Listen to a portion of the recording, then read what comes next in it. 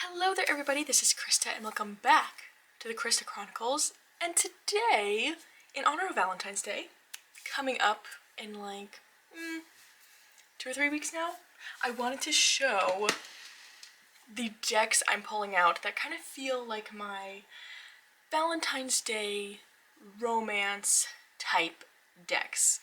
Now, I'm a fan of Valentine's Day, however, I do think it's mostly because I work with small children, and like Valentine's Day for small children is so much fun, because it's all just about like the red and pink and giving everyone you know a Valentine, candy, so much fun.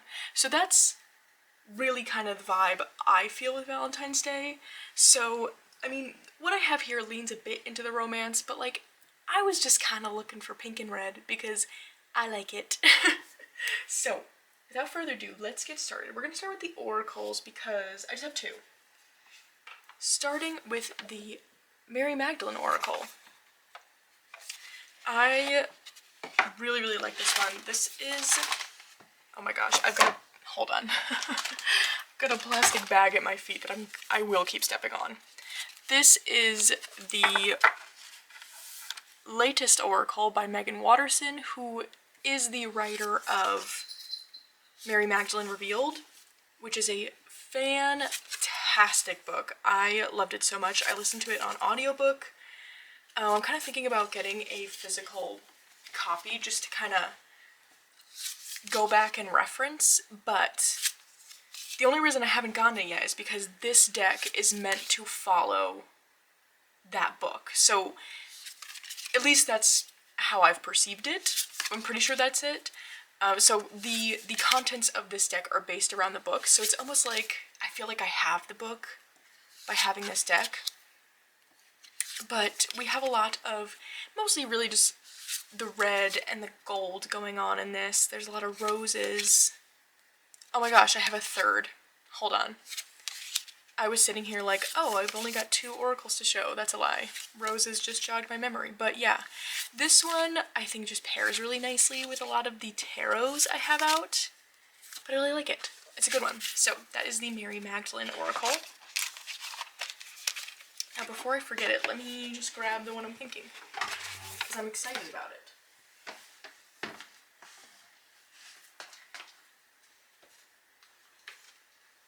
Really 2. Yeah, we'll just show them. We'll just show them. Why not? Okay, first, Oracle of Roses. I mean, I don't think I could possibly sing the praises of this one more. But look at the back. I mean, perfect, right? Those red roses. I use this all spring and summer long. I was so obsessed with it. And still am. And I'm excited that, because I mean, I like using this one mostly during those seasons, but I'm excited to kind of have this reasoning to have it out in the winter time. I mean, I can do whatever the heck I want anyway, but I'm a seasonal deck user. I like doing it that way, so this one will probably come out for the meantime. It is an archetype deck, which I think is really interesting and cool. And it's broken up into wild roses, old garden roses, and modern roses. So you kind of almost get like 3 suits there in a way too. Oh, look how pretty that is. Oh my gosh. I really love this one. It's cool to kind of have different kinds of archetype decks. I feel like I have a few now that are all completely different vibes, so yeah. I always forget how much I enjoy a good archetype deck. That is the Oracle of Roses. And the other I grabbed just now, the Rose Alchemy. This is one I use year-round. It will be making a showcase in my January wrap-up video, so keep an eye out for that, because even though it was not in my, oh my goodness, pulling things, capsule collection, it paired so so well with two decks that were that it had to come out, and I'm obsessed with the pairing. But this is going to go so beautifully with so many of the tarots I have out. I mean, it's really just leaning into that classic, we think of Valentine's Day, there's roses. Like, there used to always be, like, rose sales going on. In school, there you could, like, buy a rose for someone. At least where I went to school. It's a classic symbol, so yeah, and I love roses. So I'm excited for that. That's the Rose Alchemy Oracle. Alright, last Oracle deck in this little mini collection, you could say, is a new one to me, Unlocking the Secret Garden Oracle. I think there definitely is a kind of romance element to this deck. When I'm using the word romance too, I'm meaning it in like romantic, kind of like that soft, like feminine type feel in a way. But here's the backs. Of course, we've got those roses. And there's just something about it that I just thought has a bit of a romantic feel to it. And I'm liking this one so far. It does remind me of Coastal Curiosities, which is an all-time favorite oracle for me. So I wasn't sure at first, look how beautiful that is. I wasn't sure at first if really both of them would end up having a place, but now that I've gotten into using this one, reading with it does feel different. Oh my goodness, my throat, what is it doing? Okay, I think I fixed it. Like, look at this card. There is just some kind of romance to that, but anyway, it does feel different to use, I think just due to the way the guidebook is written. This one feels a bit more, I mean, it's called Unlocking the Secret Garden, so it feels a bit more, I mean, really kind of that garden energy, you could say, where the Coastal Curiosities doesn't feel like garden energy. So now that I've used it, they do feel different. And with this deck, these keeper cards really do separate it for me as well. Oh, look how pretty. But it's got a romantic, kind of soft feel to me. And this, look at that raccoon. This, collection of kind of Valentine's Day romantic decks is a bit, I don't think tricky is the right word, but like pulling these decks out, I was kind of thinking like, okay, I'm not just pulling out like flower decks here. That's not the point, because I feel like there's a thin line between like Valentine's romantic decks and then just like my spring decks. I was like, we're not there yet. Like, it is still cold, still snowy where I am. I can't be pulling out the spring deck, it's just not time. But yeah, it does feel like there's kind of that thin line, which is interesting.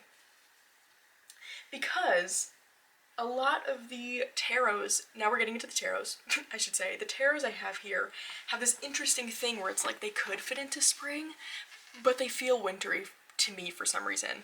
Starting out with the classic Jane Austen tarot. I love this bag. I made for it the pink. So pretty, and I put like gold in it. But of course, if I'm pulling out my romantic decks, this has to come out. I mean, this is like the quintessential Valentine's Day deck, I feel like, right? I don't know. I always have it out in my February rotation because I really like this one for the winter as well, and I don't really know what that is because it's very spring colored, but it is a winter deck to me. Although I think there is a collective consensus that, well, I guess just consensus, I should say, that Jane Austen is just like a wintertime thing. Right? I feel like that's a thing. But yeah, this is a wintertime deck for me, and especially, oh my gosh, so good. Especially for the month of February. I love this one so much. It's like a, it's 56 cards, so it's the tarot kind of fitted into a playing card deck. I kind of just, I don't know, I take it for what it is. I kind of don't really, I use the guidebook, is what I'm trying to say. I very heavily just kind of rely on the guidebook for this one. Because I like it. I think it's a good guidebook. Anyway. Jane Austen Tarot.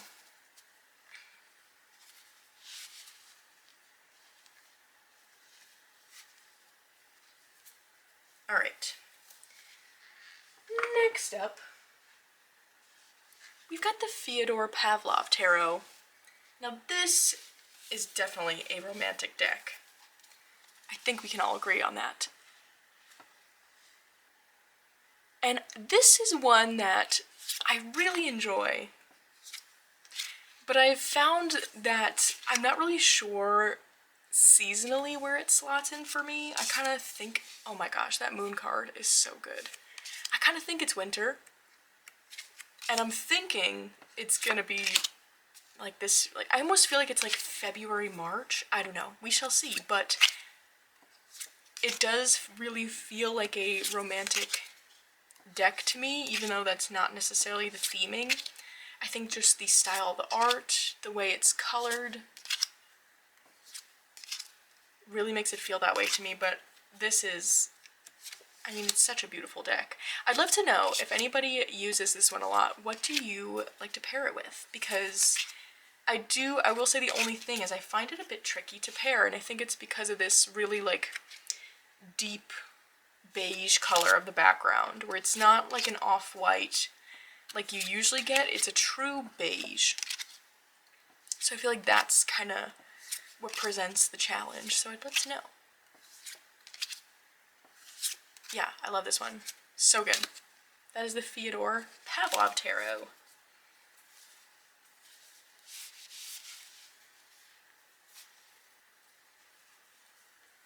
Alright, this next one is one where I feel like it's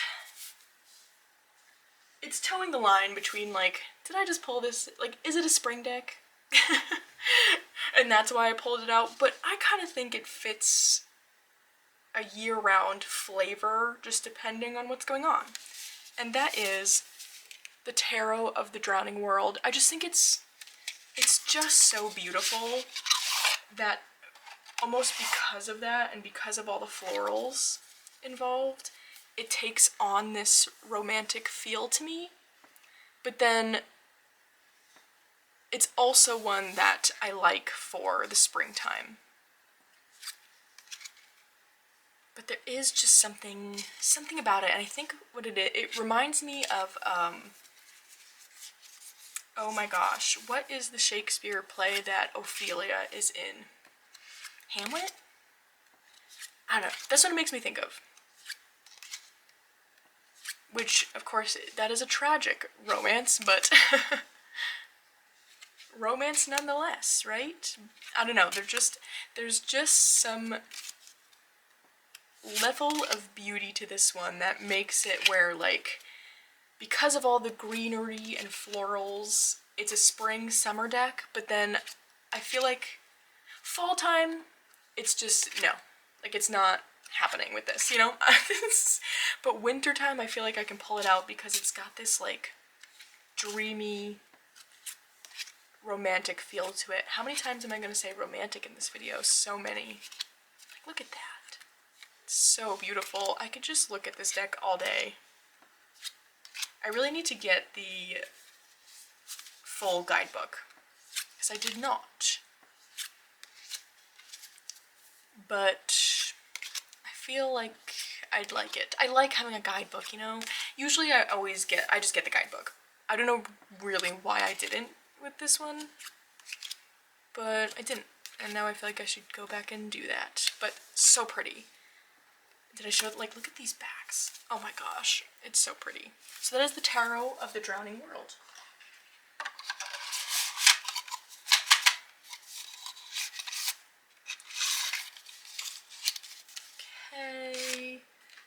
Next up, we've got the Tarocchi by Mr. Friborg, which, you know, it's skeletons.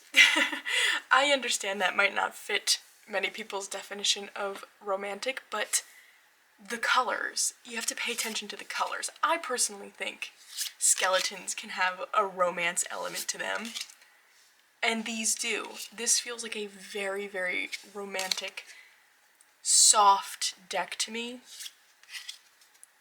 and it's probably one of my favorites when it comes to color and use of color. It combines all my favorite things. Like, look at this pale yellow and pale pink together. I love that. And then the pink and the green. I just really, really love the colors going on in this deck, and it fits this vibe so perfectly.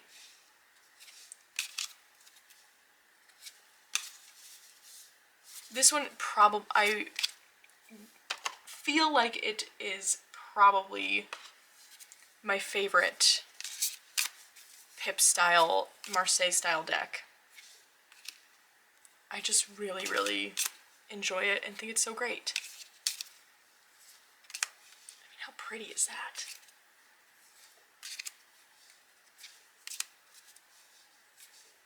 Oh, I just love it. It's another one. I could just always look at it. So pretty. So, that is the Tarocchi by Mr. Friborg. And like, look at the box. All pink. I love it.